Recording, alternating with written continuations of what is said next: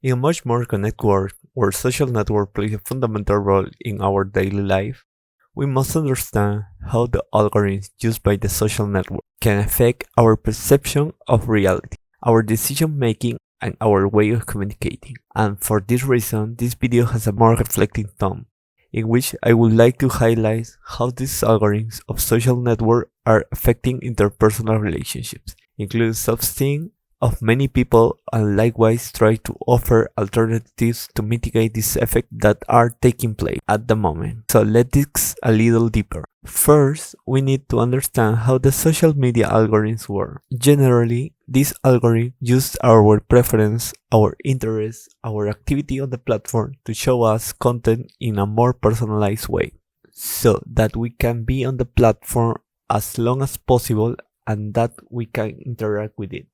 All of this information collect is valuable for these platforms, since they can monetize them through advertisement.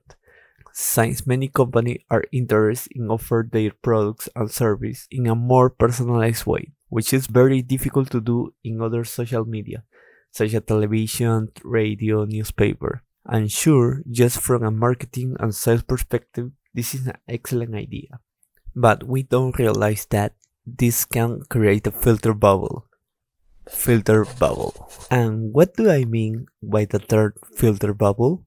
With this, I want to define that the user is going to have a limited perspective, essentially going to be exposed to biased content that could affect their way of seeing the world and interacting with others. And for this reason, this bubble can be very detrimental to mental health, since you will only be shown content that will reflect your belief and opinions instead of having much broader and more balanced vision of the world. To much more serious problems such as polarization, prejudice, little openness to dialogue, and deepening the mental impact. Social media algorithms can overrepresent negative news and downplay different perspectives from others, thus giving us a highly polarized point of view. Another very worrying problem that generally affects younger people is the constant comparison to an idealized life that we can see in many influencers who have a lot of money, a lot of luxuries, without many worries, without dream lives,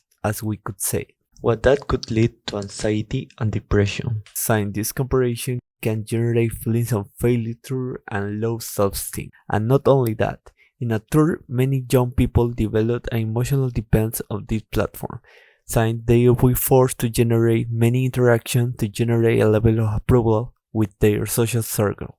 This causes anxiety and lack of concentration problems. Therefore, it's necessary to be aware of all these problems in order to develop measures that can protect them. And what measure do you think could be the most appropriate to cover these problems? We must be aware that these networks are not going to change, so we must limit the time we interact with this network, and also seek and investigate information that is not only to our liking, but also represent different point of view, not simply guide us by the suggestion that the platform can give us.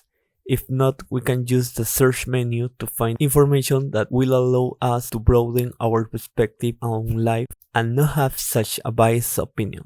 Another recommendation would be to follow people who do not have the same perspective as you, so that these algorithms can particularize our opinion and offer us biased content. But none of this is going to change if you are not aware that problem already exists. I hope you like this video with a slightly more reflecting tone, and if you are new to the channel, I will tell you that my goal is be able to create content about the digital tools with which we interact today. Not simply sharing technical data or tutorial how to use this tool, but also sometimes it's time to reflect to see the problems that are in the background, so that we can interact with these tools in a much more balanced way. So I would really appreciate if you could share this video, like and subscribe, so in order to many people be aware of the problem we are currently experiencing. But always remembering that we ourselves are responsible for the content we consume. And well, before I go, I would like to recommend another video that I made in which I talk about how introvert people can make videos for YouTube. More than anything, I will be taking my case, but I know that many people will feel identified, so I will be leaving it here, and well, with me will be until the next video.